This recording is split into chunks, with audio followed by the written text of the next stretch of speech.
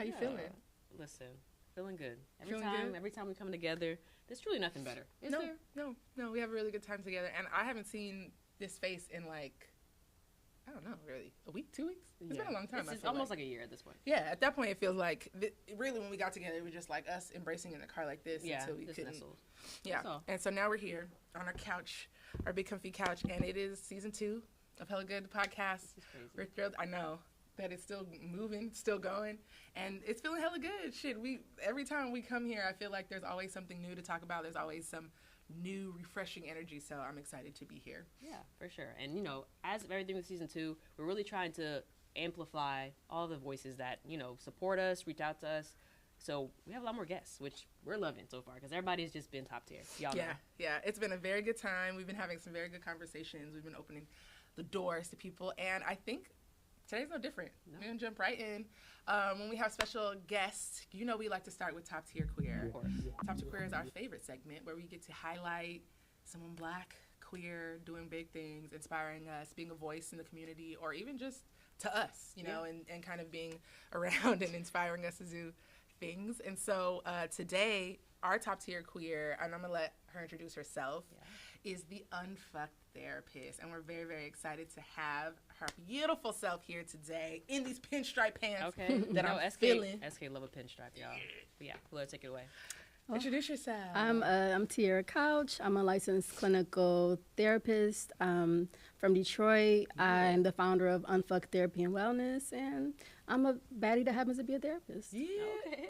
She said coin. Trademark. I love it. And I just happen to be a therapist. How does that work out? I often feel like when you are getting, like, clients, does that come up? No shade. Wait, what's coming up? That she's attracted. You know what I mean? Like, that I people want want to because you're fine. Yeah, you know what I'm saying? Does that happen? It's only come up. People like. So generally, I work with women and femme presenting people. Okay. But I had like a straight male client, and it came up in terms of transference, and it's like, okay, this is probably why I don't necessarily work with this population. It just like happens to come up in a way that. It was just like with this particular client, it came up because he was like, I'm always caring about your opinion and thinking about how you see me. So this probably it's not gonna get got it. That makes sense. Yeah. I can see that. No, of course. I don't want to share I don't these want you to things judge me. because I'm looking. I want you to know I was crying when I was 3 years old, but I don't want you to know that for real. Yeah. Exactly. I need you to know, but I can't afford for you to know. Looking at me different? Yeah. Because he was maybe looking at you always different. Yeah. This is an interesting space to be in. So tell us a little bit more about your handle, your name, all being that. Unfucked. Okay, yeah. So we're interested. Originally, I wanted my business name to be Couch Therapy because my last name is Couch. It makes sense, right? That's branding. Yeah, but the domain, all of that was taken, too expensive, just didn't make sense. Yeah. And I just like randomly, I was on a trip to Mexico, and I was actually sitting on the toilet like 3 a.m. and it was just like Unfucked. And I'm like, okay, that's it. That's no big story. Yeah. That's it. But that's a pretty big story right there. You off rip. Yeah. Yeah, but Unfucked, it just means unlearning, decolonization, just a lot of the things that we are told that we have to be. Like, no, Unfucked, we're not doing that no more. Yeah, I like that. I think when we were first thinking about it, it was like, how does this apply? But I'm glad you explained it. Because I think decolonizing our minds and like unlearning a lot of the shit. Yeah, like all the shit that got you fucked up. Right, literally. Don't even realize half the time. People don't realize that's how they got there. Yeah. How's that been? Do you typically work with queer people? It's a balance. Okay. I typically work with Black women, and sometimes they happen to be queer. Okay. Yeah. So you're... Go ahead. No. I was gonna say, so your focus is more so Black women, and then who just happen to have queer. Okay. But honestly, like I center Black women and queer people, not just women, and it's just the people that usually call me are Black women. Yeah. Okay. And I think that as Black women, I think that makes sense. We are constantly seeking, as people who also participate in therapy, Black women. As closely as I can, as just to get that relatability. I tried to break up with my therapist this week. She didn't really let me, but I was like, I feel like I need a Black woman. I was like, I feel like there could still be something that's holding us back from really getting to where we need to get to, just because of that boundary at the end of the day. No, for sure. It's the same as like this man maybe having these things about you. I think in the back of my head, I'm always thinking, if you don't relate to me, that everything that comes out of my mouth, I'm assuming that you're not receiving it the way that you're meant to receive it. Yeah. And do you feel like that has ever still been a barrier for you with Black women or queer clients? I think when it comes to therapy, like, it's so important for you to find your fit. Just because somebody has the same color of skin as you doesn't mean that they relate to you. Doesn't mean that they connect to you. So if I usually do like a consultation. If somebody calls and they're like, oh, these are the things I care about, these are the things I'm like, we probably not gonna be a good fit. Let me send you some referrals. Okay. Yeah. At least. Yeah. Because I think that sometimes the therapist is like, I need the numbers. And I'm going to take you on. See, when I look at my schedule, I want to be happy to talk to who I'm talking to. Like, oh, I get to talk to this person today. Nice. And that don't work if I'm just taking people just because they called me. Yeah. And it don't work for them either because they're not getting what they need. Yeah. We have been, very happily, might I add, off the market a really long time. Mm-hmm. And I realize that people often come to us like for advice or support and things like that, but I have no clue why the dating market, the pool, like people say the dating pool has piss in it, you know? Like, right? No, that's just like a that like just dating now is toxic, especially in queer relationships, just across the board, but also now even in queer relationships, people are starting to see kind of how toxic.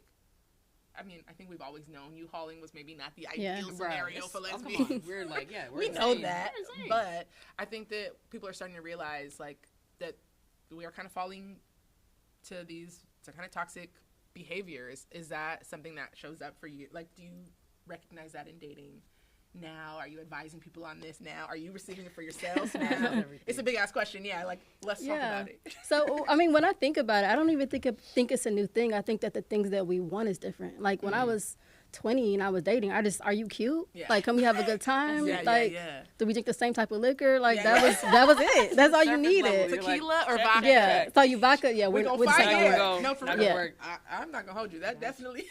Yeah, so now if we're talking about people, and I'm assuming we're like close in the same age group, we want something. We want someone that has some stability, that someone that can communicate, that's done their work, and that's just more difficult to find. Yeah, and you feel like that's across the board, not necessarily just in our relationships. Yeah, absolutely. Yeah. No, I agree. I feel like at this point, I think we get to a certain age where you can tell people who've done the work. Yeah. People who are just very much free falling, happy to just be where they are and not ever grow past where they are. Yeah. And I guess if you're in a dating pool and you have some people who have done the work and some people who are just free balling life. Yeah. But there's definitely piss in it. There's definitely a lot of piss in the dating pool. It's a whole lot of piss. It's a whole lot of piss. Well, what do you do? What do you do to get around it? I don't. Listen, I know some things. I don't know everything. That one I don't know. Because I don't have a partner, so obviously I got the answer. Yeah. Well, how does that feel for you, though? Like, when you are searching and you're looking and you're avoiding toxicity, what does that look like? It's a little harder for me because I'm a therapist. Yeah, I'm sure. So people try to show up a certain way that's not really aligned with where they are yet. And then, like, I see right through that shit. And then, like, I always get people attacking me because you're a therapist. You're supposed to, bitch, I am not your therapist. Yeah, I am not. Right. Yeah. I'm not supposed to hold space for you in this way. Wow. Yeah, that they have this expectation that you'll therapize them. Yeah, and for me, like, I'm okay. That's crazy.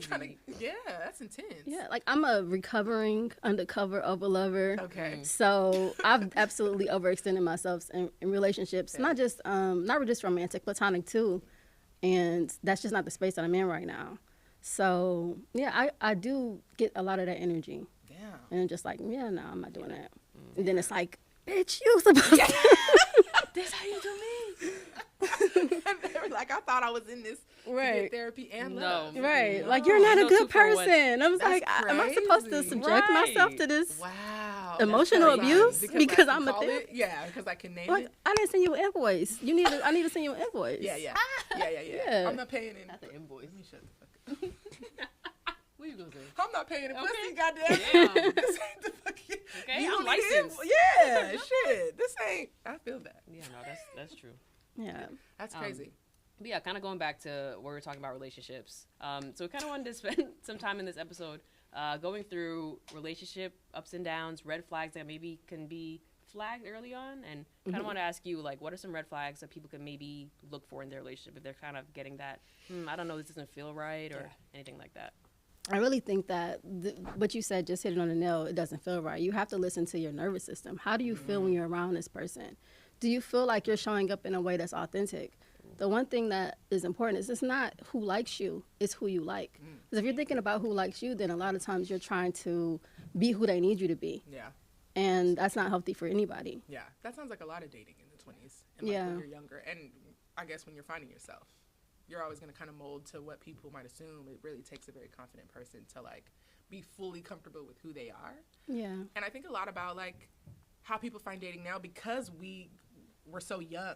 I got married at 24 maybe, you know what I'm saying? So like we've seen a lot of differences over the course of time, like who I have become, who the things that I've done, you know what I mean, like I maybe never expected to do in a relationship or whatever that looks like. I think we've done together. Whereas now, dating at this age, I don't think that anybody would deal with that shit.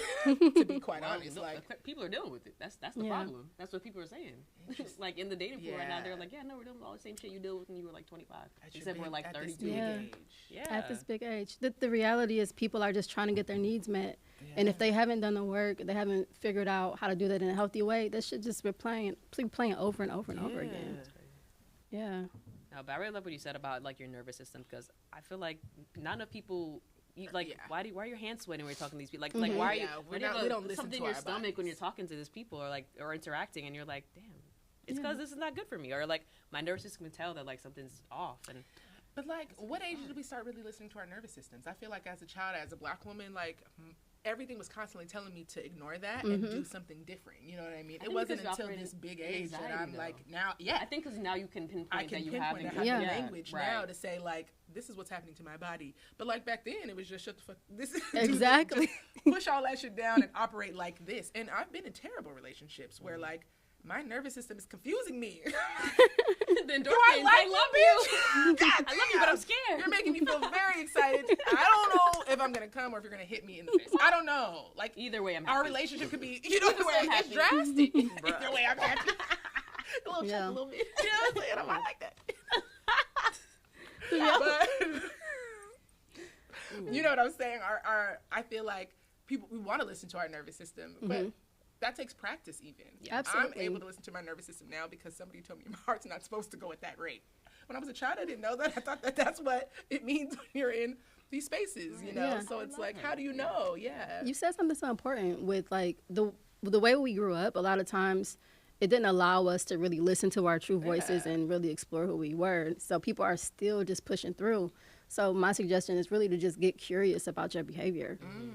So even if you're somebody that is on the end of being toxic, why am I self-controlling? Yeah. Why do I feel uncomfortable when my partner leaves me for 2 seconds? You know, why am I angry about this? Like just really getting curious about it because it's telling you something. You need something. Yeah. And until you get that thing, that pattern isn't going to change. Wow. Y'all heard that? Okay. All y'all toxic folks. Okay, turn the volume up. And toxic doesn't only mean why am I controlling. You're also toxic if you're pacifying. Yes. And letting somebody fucking do all that. You know that shit, yeah. right? People pleasing. People pleasing is toxic as fuck. It's manipulative. Yeah. I'm trying to control the environment. I'm trying to control the relationship. I'm trying to control how you see me. Right. And a lot of times because it doesn't look negative, people feel like, you know, it's a good quality to have. But absolutely not. Yeah, absolutely. It's the same as like me having this very loud, reactive personality. I could be next to somebody who's speaking fucking vitriol, but because they're saying it calmly and docile, they could think that person's a good person, and I'm like, this bitch is the devil. Right? Yeah. Like, what the? Are you watching this? And like, I think just the way you come off can really be what people see more than what the actual message is. So that's really interesting to say that, like, being pacifying, like. No, I think that has to be called out more. Toxic. Yeah, no, for sure. Because I think there's a lot more people that pacify than there are people who show traditionally toxic traits. I think now that it's kind of been aired out, that if you're letting someone, you know, if you're getting upset about certain things that just really have no ground, then really what's going on? Yeah. And it's like, but people, you know, like you said, people are kind of assuming that if you're the nice one in the relationship and just let a lot of things go, then you're healthy and it's healthy, right? Really, it's like, a lot of it is self-betrayal, and it builds up and it builds up, and eventually you resent yourself, or you just have some stomach pains. You got to come back one more episode because I don't think we got enough time. Not the self-betrayal, because that's intense. I don't think that we think about it like that. I think when we're not listening to our bodies or whatever, and we even pacifying, I don't think you think about it as I'm doing something bad to me. I think you think I'm doing something good for us. Yeah, but it's always a sacrifice of yourself to do that. So that shit's crazy. Any other red flags? Right. I was gonna say. I'm thinking. What's my notebook? I know. I mean, just communication patterns. I think communication is so important. People being able to communicate on the front end and be accountable. Yeah. Accountability is so difficult because it doesn't feel good. Yeah. Somebody tells you, hey, I didn't like you do this. I feel attacked. Yeah. I'm uncomfortable. But it's not about how you feel in this moment. And so those are really two big ones for me, even just personally. Yeah. If somebody can't communicate, no, I'm not not doing gonna that. start the and is there ever a space to like, and now this is me, I don't know where I'm coming from because I know personally I don't have the space for this, but but I think before I say it, to, like, to teach people. Do you know what I mean? I don't want to train nobody to do nothing. I think within your capacity, you have to find someone that aligns. So, like, I seen this quote a million years ago, and it was something like, everybody has demons, but some people's demons play well together. So, if you are dealing with somebody and they have things, and you see something in them, and they're willing to actually hear you and do something about it, as long as somebody's actually willing to actually listen to you and do something about it, that's a good sign. Yeah. But when you feel like you are raising somebody or you're taking away from yourself, then no. Yeah. And the hard part is, like, when you care about somebody, you wanna see them be the best version of themselves. Yeah. But it's not your responsibility to make them get there. I think that's probably the hard part. Because when you're getting in a relationship, essentially you're saying, I care enough about you to be responsible for you. Yeah. But, like, where is that toxic line that's like, but I'm not your actual mom? Yeah, it's like when they're not doing it themselves, and it's like, here's the juice, and you're like, okay, but can you put it to my mouth? Right. Yeah, bitch, you drink your own juice. You enough. Yeah, that's that's crazy. Yeah. Yeah, that makes sense. What other questions we got?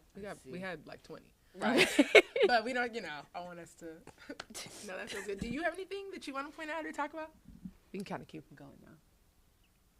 I mean, y'all are married. How do y'all? So both of y'all been married, and both of y'all been married for a while. How do y'all keep growing together?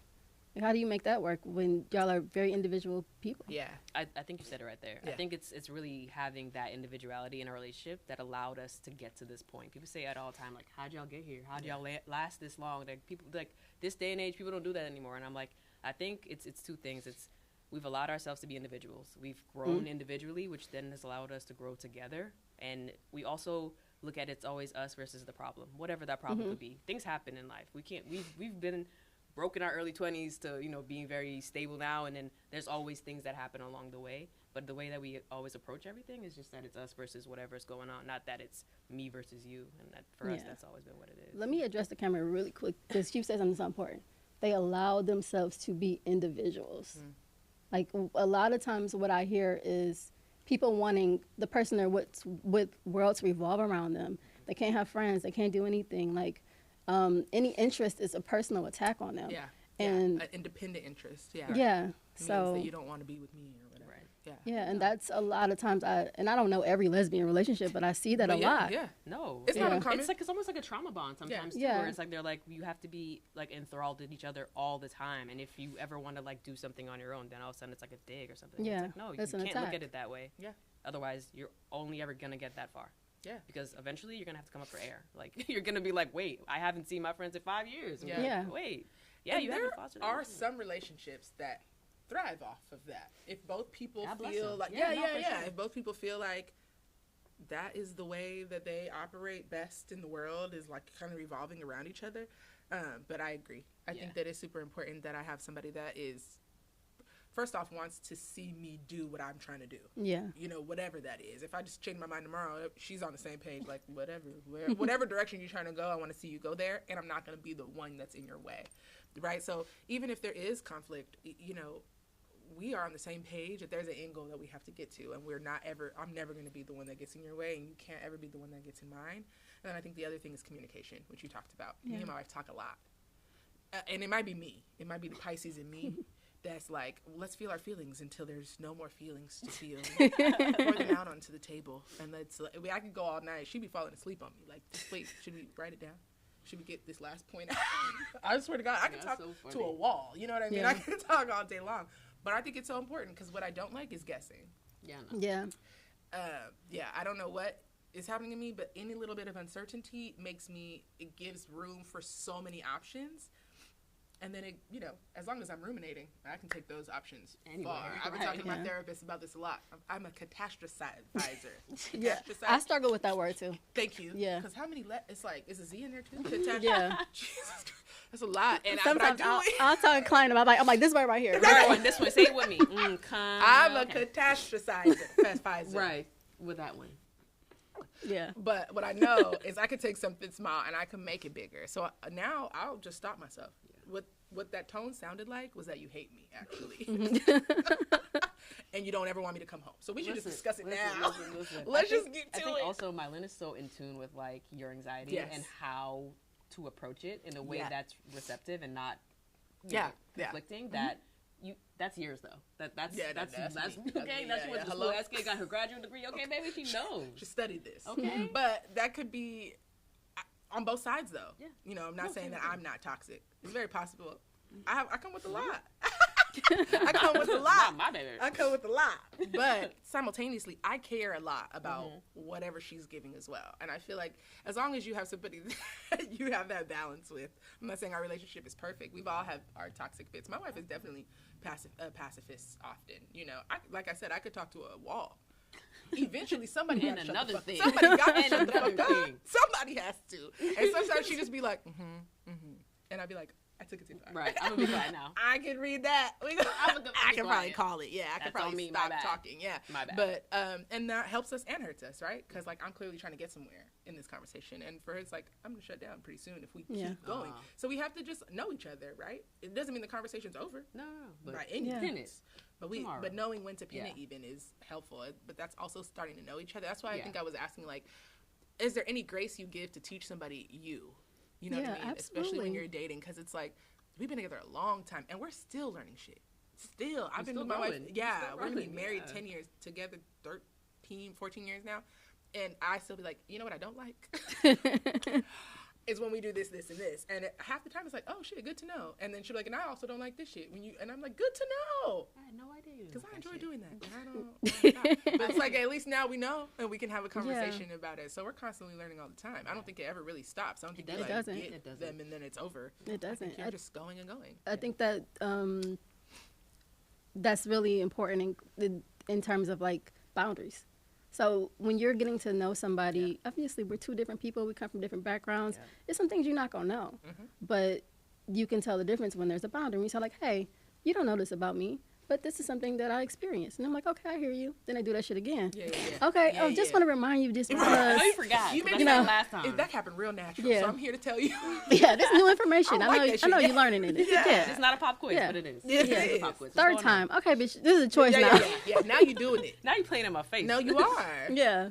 You are. Yeah. And then you have to kind of deal with what that looks like. Are you willing to make a change, or do we need to call it right here? Yeah, that's not a boundary if there's no consequence. If it's a suggestion, just, right? Yeah, it's just a suggestion. I'm just expressing myself, unless I'm willing to change my behavior based off of your response and your own behavior. That's the other big thing about a boundary. A lot of times people feel like I'd be setting boundaries with my mom, and she's like, "You can't tell me what to do." I was like, "I'm not." Yeah. I'm telling you what I'm going to do. Right. Next time you do whatever you want to do. Exactly. You're setting limits for yourself. You're setting rules for yourself. Yeah. That's it. Yeah. That's intense. So how do you find, like, in your dating relationships that when you're kind of setting a boundary or reminding someone of something, like something about you that they didn't know before, is it longevity that allows you to let someone kind of, okay, maybe they forgot a couple times versus like, I guess I want to say, what's the cutoff? What's the cutoff for you? I'm not a good example for like people's baselines because I have like I don't play about like me. You have higher standards. Yeah. I'm just. We all should have higher standards. Yeah. God damn it. We don't. Everybody should be like that. I think I take my shit too far. I'm just gonna be honest with you. I feel like you can't be. I'm very stern. A therapist and not though, because you know what you have to do. Yeah. So that's if she's like, if I set a boundary and I let this bitch step over my boundary, continue to do it. What am I? Yeah. And then you talking to people on and they're like, I don't know, exactly. girl, me too. Like, come on. Yeah, exactly. Like, I gave her 50 chances too, girl. Right. No. No. I mean, but this shit is hard now. Yeah. If you did give a chance, we ain't gonna hold you. Yeah, no, I'm like, she's stomping on them boundaries at this point. I'm very empathetic. I'm a very understanding person. I'm gonna give grace. But if I've been very explicit about something, then that's my rule. That's it. First time I tell you, second time I remind you, third time it's a choice. Yeah. That's it. That's everybody. Which is fair. Yeah. Which is fair. Why are you playing in my face? When you taking that test, you got 3 options. You got 3 chances. To Truly. take it? Yeah, you That's don't. crazy. Yeah. Typically, you get it right or you don't. So 3 chances, you're out. Yeah. 3 strikes and you're out. Yeah, I think so. It's a good world. So are there any cultural or community resources that you know of that kind of help Black queer people navigate like spaces where they've been in toxic relationships? I think therapy, individual therapy, go to therapy. As a standard. Yeah, and then for people, like, there are 2 resources that I know of. Loveland Foundation, they provide up to 12 free sessions for Black women. And then Mental Health Liberation, they provide up to 12 free sessions for Black and queer folks. Oh, cool. Love okay. That. Yeah, but individual therapy. Yeah. I say that just because a lot of the things that we're still doing today that aren't healthy, we learned them a long time ago, and we learned them to survive. Yeah. And some people are still in survival mode, not realizing, like, I don't need that anymore. Right. And sometimes you just need, like, a mirror, which I think therapy is a mirror, to show you, like, oh, shit. Oh, this is my 9-year-old version of myself doing this, and she just wants to be loved. But, like, what do my 30-year-old version need, to be loved now? Yeah. I feel like it's such a long journey to even get there. Absolutely. And the biggest part of it is recognizing that you need it on your own. You know what I mean? We're talking about these toxic people who, have to look at themselves and, like, ask these questions and be curious about why they do the things they do when they're sitting in a world that they don't know is toxic. Right? Absolutely. That part. You don't even know what you're doing is making everyone hate you. We're talking about you in the group chat and how rude you are and how inconsistent. But, like, in the world, you're just, like, living. So it's like they don't even know to be curious about these terrible traits. And is it our responsibility? Like, is it the community? Is it them seeking on their own? Like, what all should we be doing to contribute to getting the people? I mean, I think if there's somebody in your life and you care about them, then you challenge them to be better. Yeah. They do whatever they want with that information. But really, we heal in healthy relationships. If we're still in the same patterns, then we're not learning anything new. Yeah. So I'm somebody that I'm really trying to learn how to mind my business, but it's very difficult for me. Yeah. But if you're my friend and I see, like, something that you're doing and it's unhealthy, girl, that's not it. Yeah. Right. Yeah. But also, you're not trying to do it for them. Here's some support. Here's some things that you can do. Here's some things to look at. Here's a book you might want to read. Yeah. Right. Or, like, even just sharing how somebody made you feel. Like, hey, you keep showing up in this way. Right. You keep being inconsistent. That don't work for me. It feels like you don't value my time. So really just being honest and letting people do what they're going to do with the information. Yeah. I think, and also being comfortable with the consequence. I was going to say. I think a lot of people don't want to have that conversation. What if it means I'm losing my friend now? Yeah. I wasn't prepared for that part. Yeah. I was just prepared to get this off my chest, and now I done lost the homie. Yeah. But I think truly those people are your people. They're going to take everything you say with love. Yeah. And just hopefully look within, right? I think that's really the bottom line. If someone's telling you you're showing up a certain way or you're being received this way and that's not your intention, then address it or look within and figure out what's going on. Or maybe it's just your delivery, or it's just, how you carry yourself. So many different things. Yeah, I hear people all the time saying, like, well, I don't want to hurt my friend's feelings, or I don't want to be too much, and all of those things. But there's not a relationship that exists where we're not going to be, somebody's not going to be disappointed, somebody's not going to feel rejected, upset, any of those things. Those are just a part of life. A lot of times people just live trying to avoid pain. But that's how you build resilience, and that's how you learn, and that's how you be who you need to be. Yeah. That was beautiful. That was a word. Pull it back out. Right, no. Nice little wrap to the bow there. I love that. Yeah. Thank you, Tiera. Thank you. That was amazing. This was a great conversation. That was amazing. Naturally, except for our little stops. It was good though. Listen, we'll get it together. It'll be smooth in post. It's gonna be smooth in post. So yeah, do you have anything else you want to drop? Maybe look right at the camera. Give us your Instagram handle. Any services that you want to talk about, or okay, get with it. Go for it. It's your time to shine. Yeah, girl. You can follow me on Instagram at the Unfcked Therapist. I do have some things coming up, but nothing that I'm announcing yet. So you just got to come follow me. Yeah. See? There you go. And I provide, I do have some openings right now for individual therapy. Oh, And I service clients in Georgia, Michigan, and California. Beautiful. Okay. Before we close out, we would love to hear who your top tier queer is. We had a beautiful highlight of your services. You've been amazing on the show today. Yes. But anybody you want to shout out, anything that you want to talk about? Okay. All of this love is toxic. Of course, I'm going to shout out Kalani. Yeah, Kalani is definitely representation, and a lot of her songs align with some of the things that we talked about today. Yeah. And she just fine as hell. She's so. fine. She'll do it. Can't go wrong with Kaylani. Okay. So, shout out to Kaylani for being an inspiration to us, being top tier queer. Shout out to Tiera for being top tier queer, joining us on the couch. We really, really appreciate this conversation. Yeah. Shout out to you, baby boo.